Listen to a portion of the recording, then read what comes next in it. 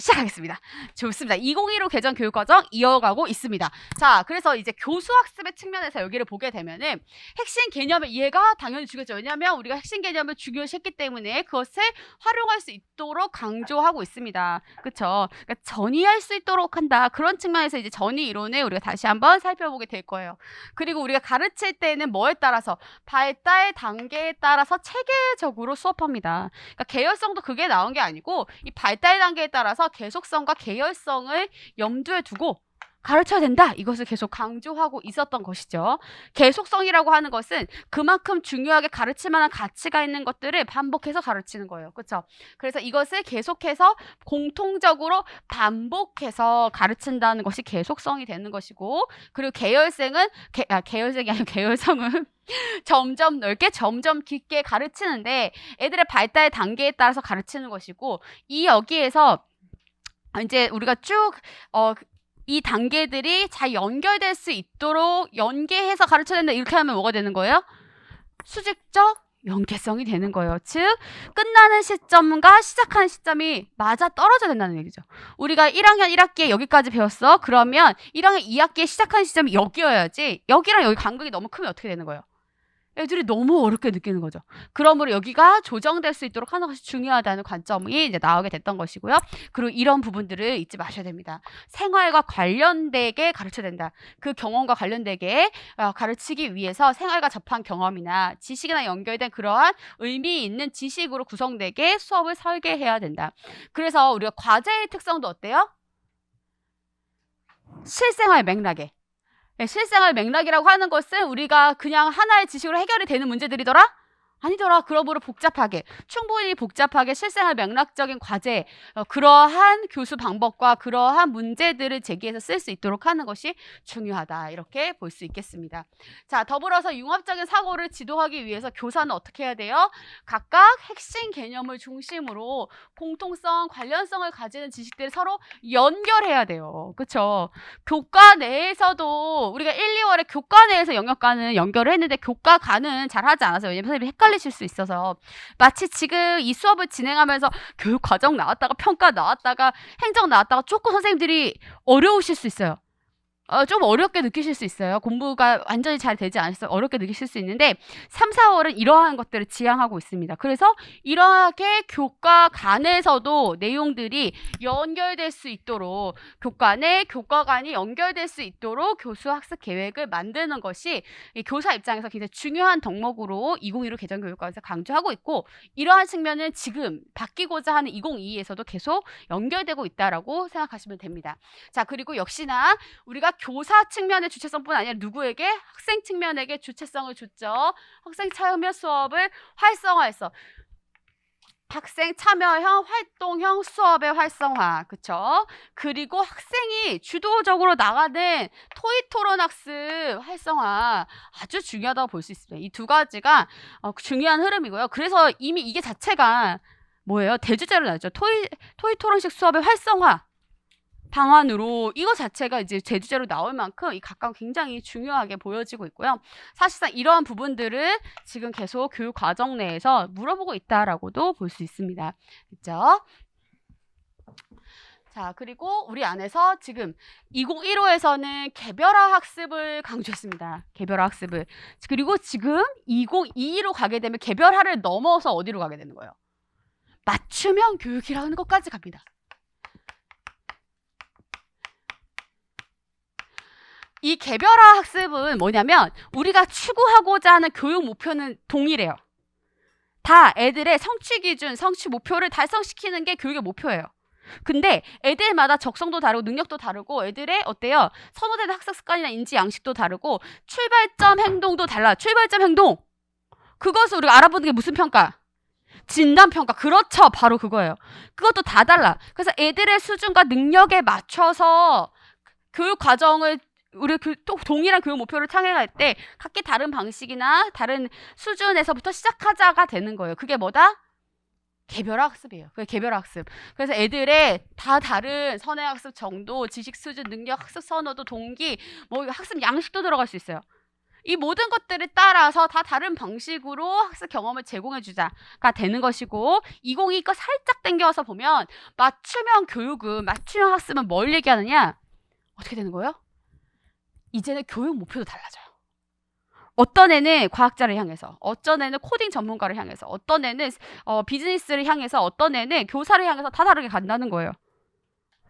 그러므로 목표까지 달라지는 것을 그거에 맞춰서 학점을 설계하고 가겠다. 정말 자율성이 사실상 끝판왕이에요. 정말 자율성의 끝판왕. 그래서 이제는 원래는 1교시, 2교시, 3교시, 4교시 그 시간 내에 그 교실에 앉아있는 것은 디폴트였는데, 혹은 그 과목을 하기 때문에 다른 과목 교실에 가는 거, 애들마다 ABC 수준에 따라서 그것은 디폴트였는데, 이제는 그 수업 시간과 그 쉬는 시간을 지키지 않고 애들마다 옆에 짝꿍이랑도 다 다른 과목을 공부한다는 거예요. 왜냐하면 목표와 지향점이 달라졌기 때문에.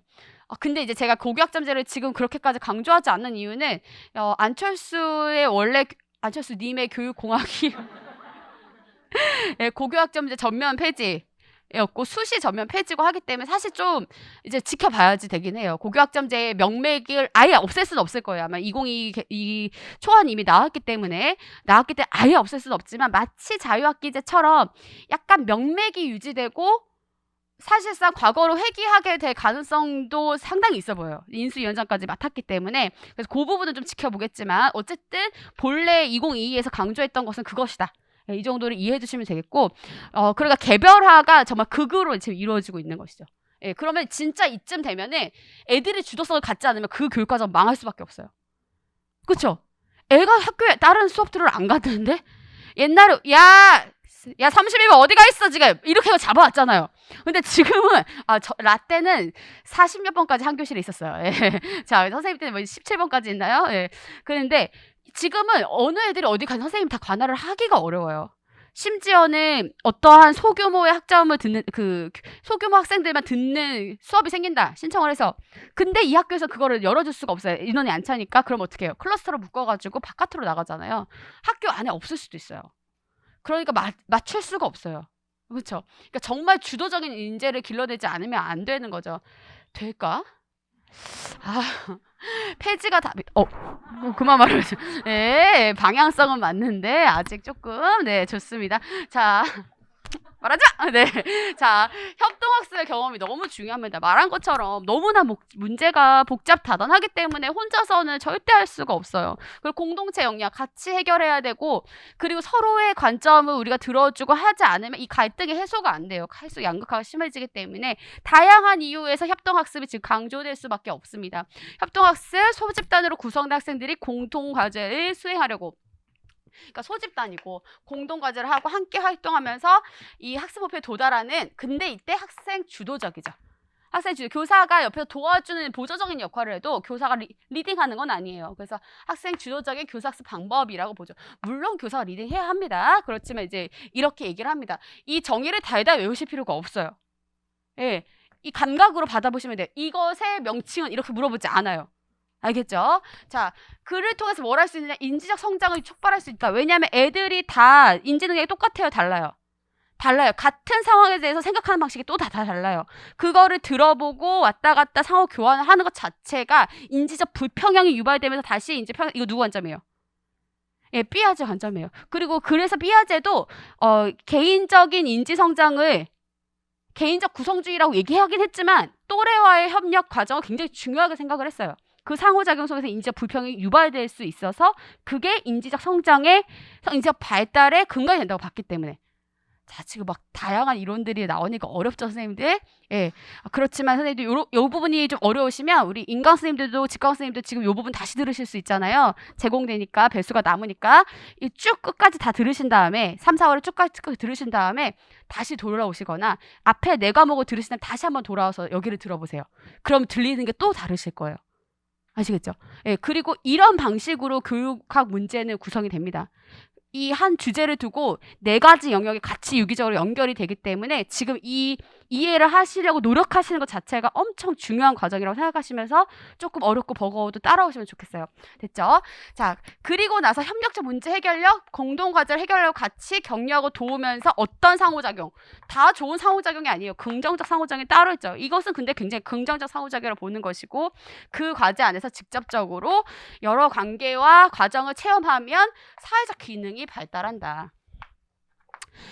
얘기하게 되는 것이죠. 보통 구성주의 교육 방법들은 보통이라고 얘기 드렸어요. 협력적인 문제 해결력을 학습하도록 되어 있어요. 보통. 근데 그렇지 않은 것이 있죠. 구성주의 교육 방법 중에 뭐예요? 자원 기반 학습이나 자기주도 학습은 협력적인 문제 해결력을 학습하기 어려워요. 왜? 자기주도 학습은 혼자 하는 거고요. 그리고 자원 기반 학습도 내가 혼자 나의 기기를 가지고 혼자서 공부하는 것을 기본적으로 얘기를 해요. 무슨 말인지 이해되세요? 그래서 이것을 컴퓨터 기반 협력 학습, 아예 다른 차원으로 가지 않으면 요거는 자기주도적인 측면인 것이지 이게 협력적인 문제 해결로 가기가 어렵습니다. 그래서 대부분의 구성주의들은 그렇지만 구성주의 학습 교수 방법들은 여기에 속하지만 그렇지 않은 것들이 있으니까 그 부분들은 체크를 하시고 답안을 쓰시거나 조건을 보실 때 그런 부분 감안해서 답 쓰시는 것도 고민하시면 좋을 것 같아요. 그렇죠? 좋습니다. 자, 그 다음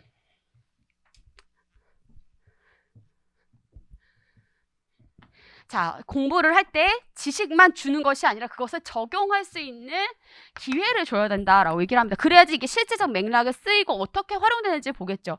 지금 조금 어려우시지만 우리가 1, 2월에 각 개념들을 공부했다고 하면 그 핵심 개념들을 지금 실제 정책에서 중요하게 어떻게 다뤄지고 있는지를 적용해 보는 거예요. 그리고 실제로 선생님들이 논술을 써보면서 문제를 파악하고 우리가 공부해 보면서 또 해보시는 거, 그런 게 적용의 기회라고 할 수 있겠죠.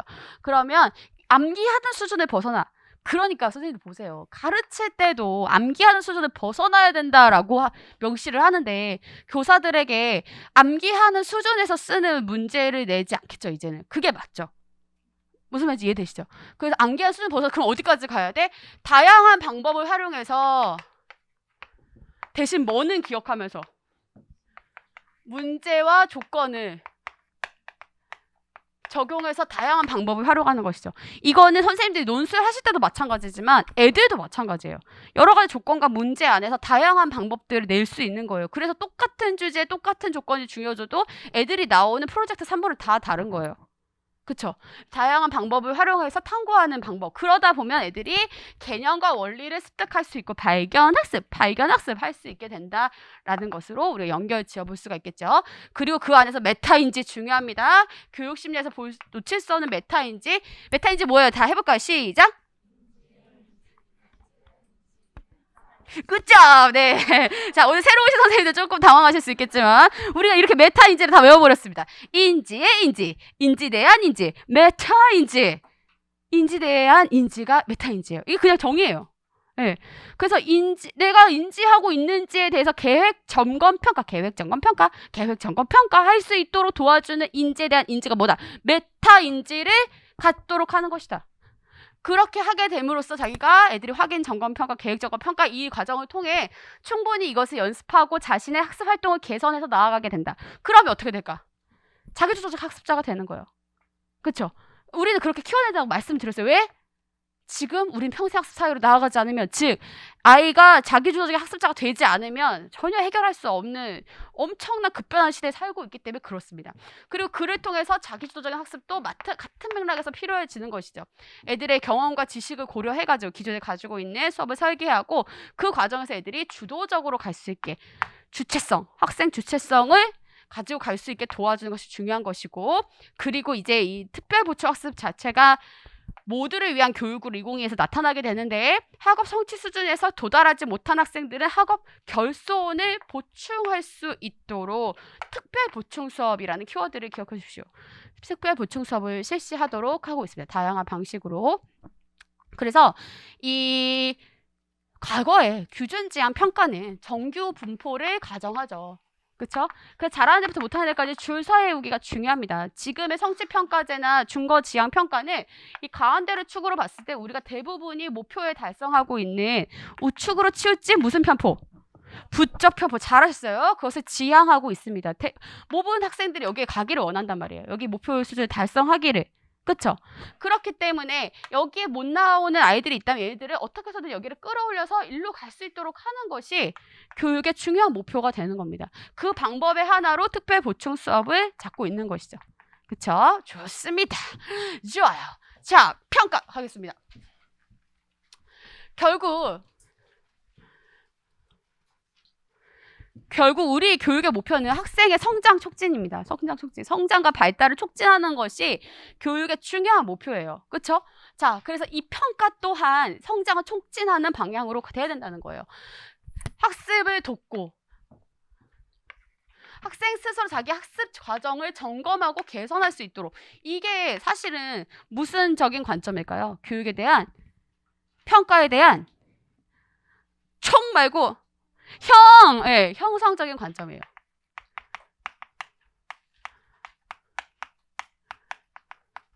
자, 총괄적인 관점 말고 형성적인 관점으로 가게 되면 교육에서 이 평가에서 중요한 건 뭐가 되는 거예요? 과정이 되는 거예요. 그래서 이 형성적인 관점에서는 결국 뭐냐면 학습과 평가가 명확히 구분되나요? 되지 않나요? 되지 않아요. 학습과 평가가 맞닿아 있어요. 평가를 통해서 학습을 촉진하고 학습 그 과정 자체가 이제 평가가 되는 거예요.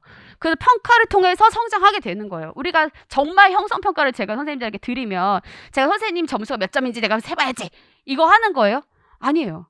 선생님이 교육학의 지식을 구성할 수 있도록 그 중요한 지점들이 어딘지를 확인시켜 가실 수 있도록 만든 게 형성평가입니다. 그를 통해서 스스로 학습을 개선시켜 나가고 나의 부족한 점이 뭔지를 점검하도록 하는 것이 형성평가예요. 그런 형성적인 관점을 되게 중시하고 있어요. 그러니까 형성평가가 그 몇 년 안 되는 교육학 논술의 역사 중에 2번이나 나온 거예요.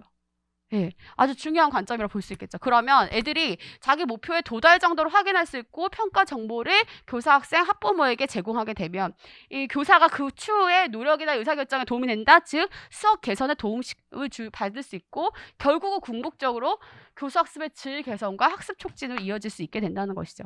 그를 통해서 성장을 지원하고 수업을 개선하게 되는 거예요. 이게 학생 측면, 이게 교사 측면이 됩니다. 제가 글쓰기 특강 때 다시 한번 얘기를 드리겠지만 우리가 보통 이제 4가지를 써라, 막 3가지를 써라 이렇게 나오진 않아요. 최근 경향에서 물론 새로 또 그렇게 나올 수도 있겠죠. 근데 최근에 몇 년 정도는 2가지를 써요라고 나옵니다.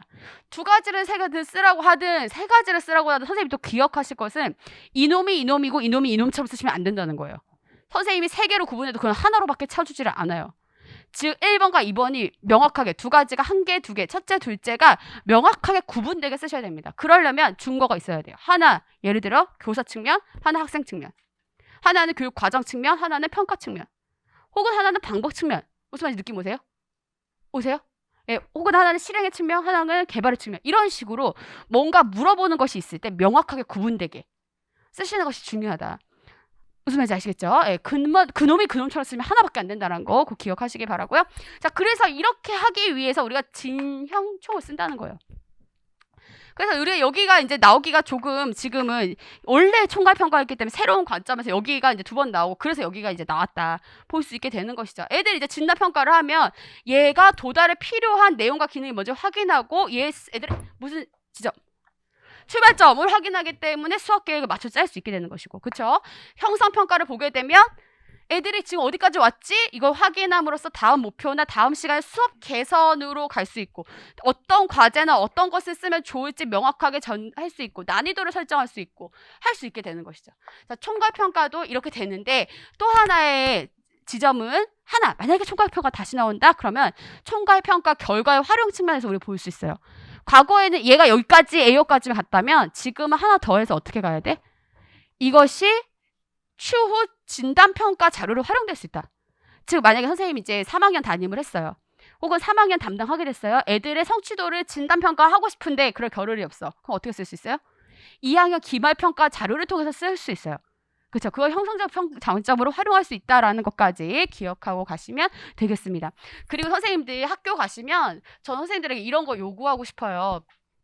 시험을 보잖아요.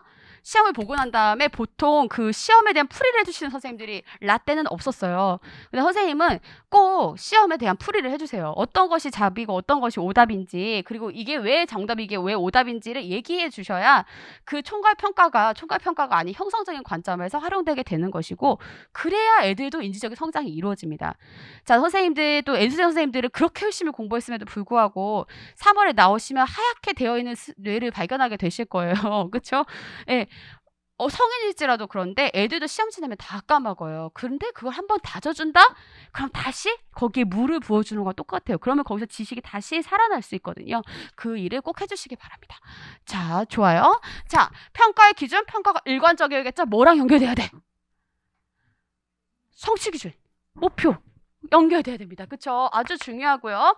그리고 평가가 타당해야 되죠. 내용 타당도 나왔습니다. 그쵸? 예, 평가가 타당해야 됩니다. 그리고 특히나 지금 수행평가나 이러한 지금 열린 방향, 과정중심 평가로 이렇게 가면서는 점점 더 그 타당성이 우리가 이렇게 납득할 수 있는 방향, 얼마나 정말 타당한지 보여줄 수 있어야 된다는 거 잊지 마시기 바라고요. 그 다음 이런 평가 체제 안에서 과거의 어떤 객관식 평가를 가능한 지양하자. 선택형 문항의 문제들을 지양하자 가고 있죠. 그래서 우리가 어떤 방향으로 가요? 서논 수령 평가와 특히 수행 평가를 강조하고 있습니다. 아주 지금 강조를 하고 있죠. 수행 평가. 수행 평가는 전인적인 평가를 할 수 있죠. 그래서 전인적인 평가 방법이라고 하면 수행 평가라고 쓸 수 있어요. 근데 선생님들이 성취평가제에 이번에 이제 2월 모고본거에 보니까 전인적인 평가를 할 수 있으므로 라고 쓰신 경우들이 있는데, 아주 틀렸다고 하기에는 조금 모호하지만 완전히 답을 맞다고 하기에는 어려워요. 전인적인 평가는 수행평가예요. 애들이 정말 노력하고 있는지 이게 다 들어간 거예요. 그리고 어느 정도까지 달성을 했는지 인지적인 측면, 정말 노력하고 하는 정의적인 측면, 그리고 정말 체육이나 은미체 같은 경우에는 애들이 어느 정도로 이것을 심동적으로 잘 표현을 했는지까지를 다 보기 때문에 이 전인적인 평가, 수행평가 볼 수 있지만 성취평가제는 딱 그렇게만 보기에는 조금 어려운 지점이 있으므로 그런 부분들은 조금 구분해 주시기 바라고요. 이 수행평가가 궁극적인 지향점이었던 까닭은 왜 그래요? 상황이나 맥락 속에서 지식을 적용해서 문제를 해결할 수 있는지를 보기 때문에 그렇습니다. 상황이란 맥락이란 말은 다시 말하면 여기 안에 어떤 단어가 숨어 있는 거예요? 그렇죠. 실제적인 이란 말이 숨어져 있는 거예요.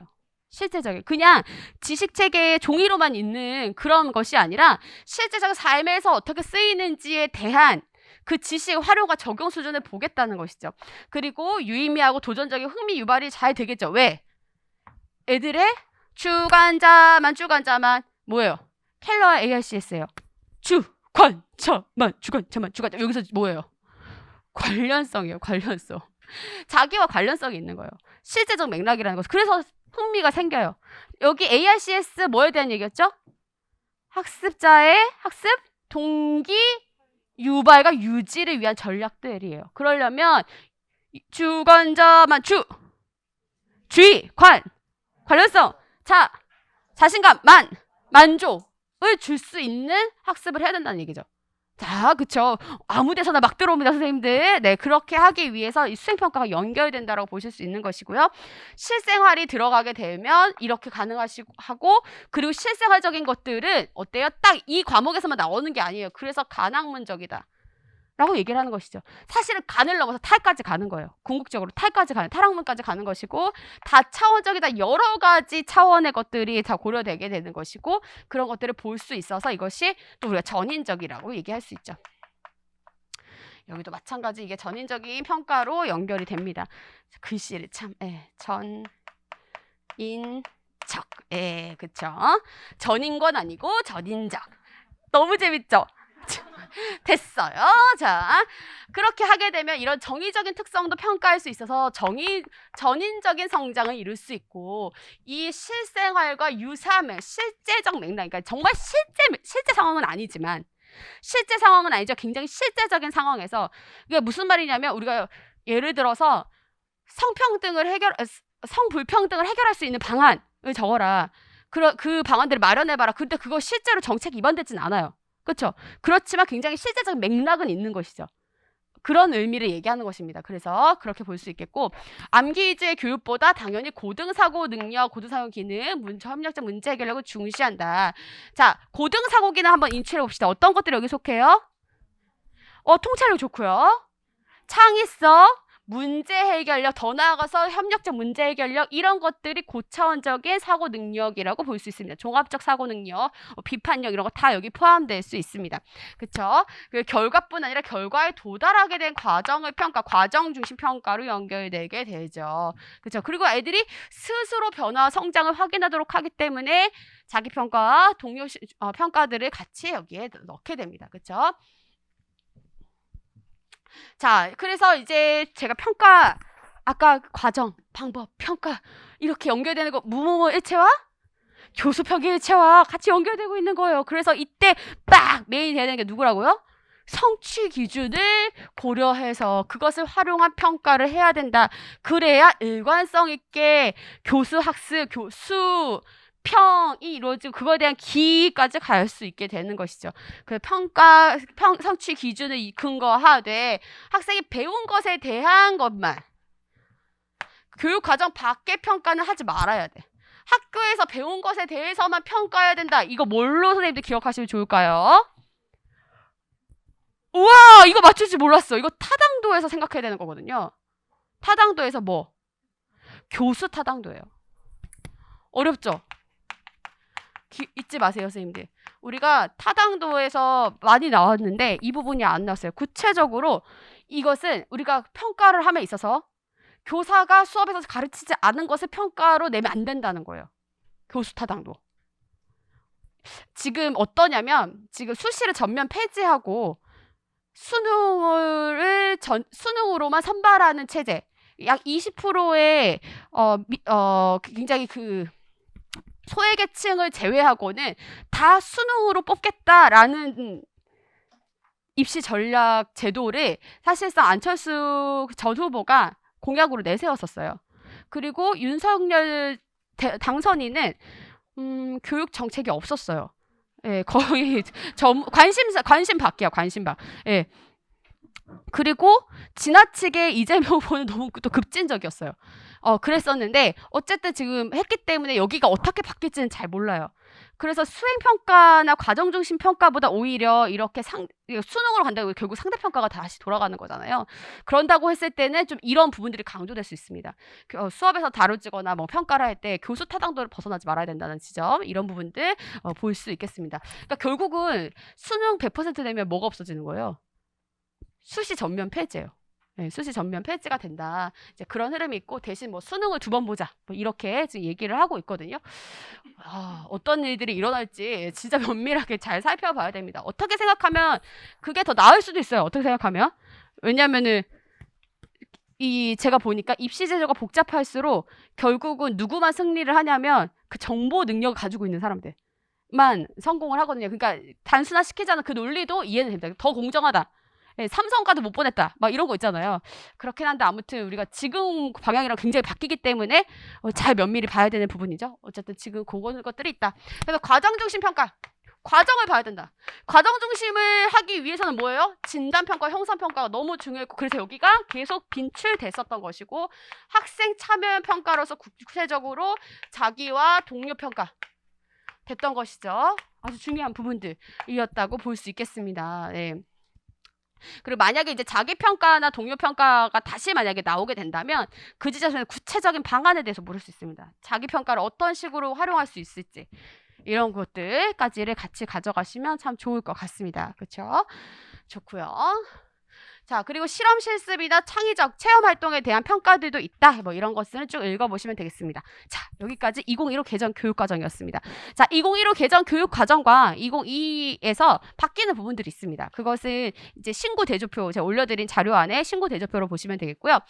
2022 안에서 또 디테일한 부분은 아까 지금 살짝 말씀드린 것처럼 지금 아예 교육의 방향을 다르게 잡고 있는 그러한 집단에서 이제 했고 이제 2022에 완전 완결판이 나온 것이 아니기 때문에 좀 방향이 디테일하게는 바뀔 수 있습니다. 고교 학점제 같은 것을 폐지하겠다, 하지 않겠다, 뭐 이렇게 주장도 했었고, 그리고 말씀드린 것처럼 수시 전면 폐지라든지 수능 강화 같은 것이 화두로 올라 있는 부분들이기 때문에 정확히 흐름을 딱 단정 지을 수는 없지만, 그렇다고 해도 지금 2022가 나온 만큼 이것을 다 뒤집지는 못할 수 있어요. 그래서 이런 것들을 좀 살펴보시는 게 의미가 있습니다.